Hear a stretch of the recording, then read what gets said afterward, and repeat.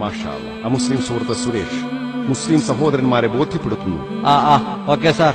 പുകവലി എന്ന വിഷയത്തിൽ ചെറിയ ചെറിയ അളവിലായാലും വലിയ അളവിലായാലും നിരോധിച്ചിട്ടുണ്ട്. പ്രിയപ്പെട്ട നബി സല്ലല്ലാഹു അലൈഹി വസല്ലമയുടെ ഒരു ഹദീസ്, ഇബ്നു മാജ വോള്യം 3, ലഹരി പദാർത്ഥങ്ങൾ എന്ന ശീർഷകം, അധ്യായം 30, ഹദീസ് നമ്പർ 3391. പുകവലിയെക്കുറിച്ച് പറയുമ്പോൾ എല്ലാ പുകവലിയും ലഹരി പദാർത്ഥങ്ങളല്ല. പക്ഷെ എനിക്കറിയാം കഞ്ചാവ്, ചരസ് എന്നിവ ലഹരി പദാർത്ഥങ്ങളാണ്. അത് ലഹരി പദാർത്ഥങ്ങൾ എന്നതിൽപ്പെടും. മറ്റുള്ളവ ലഹരി പദാർത്ഥങ്ങൾ അല്ലെങ്കിലും ഖുർആനിൽ ഒരു വചനമുണ്ട്. നേരത്തെ ചില പ്രശ്നങ്ങളെക്കുറിച്ച് ഫത്വയുണ്ടായിരുന്നു.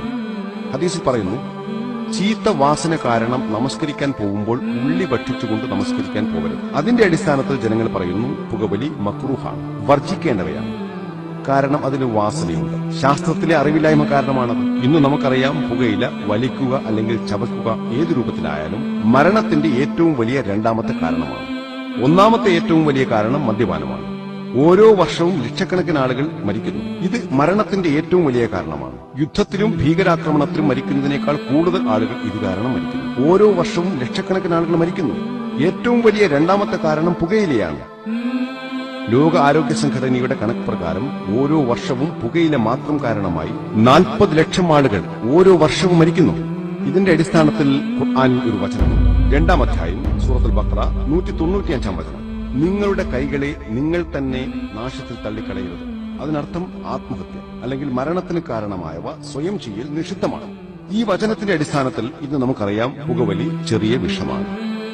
ഈ വചനത്തിന്റെ അടിസ്ഥാനത്തിൽ ലോകത്തിന്റെ വിവിധ ഭാഗങ്ങളിലായി 400-ൽ-അധികം വ്യത്യസ്ത ഫത്വകളുണ്ട്. പുകയില നിഷിദ്ധമാണ്.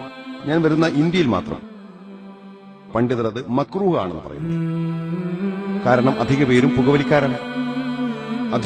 പുകവലിക്കാരായതുകൊണ്ട് മക്രൂഹ് എന്ന് പറയുന്നു.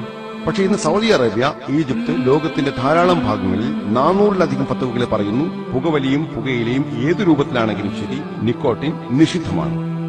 ഇന്ന് ഇസ്ലാമികമായി 2-ാം അധ്യായം സൂറത്തുൽ ബഖറ 195-ാം വചനം, നിങ്ങളുടെ കൈകളെ നിങ്ങൾ തന്നെ നാശത്തിൽ തള്ളിക്കളയരുത്. ഇതിന്റെ അടിസ്ഥാനത്തിൽ പുകവലി നിഷിദ്ധമാണ്. താങ്കളുടെ സുഹൃത്തുക്കളോട് ഖുർആൻ പരാമർശം പറഞ്ഞു കൊടുക്കുക. ഇൻഷാ അല്ലാഹ് അവർ ശരിയായ മുസ്ലിമാണെങ്കിൽ അവർക്ക് ബോധ്യപ്പെടും.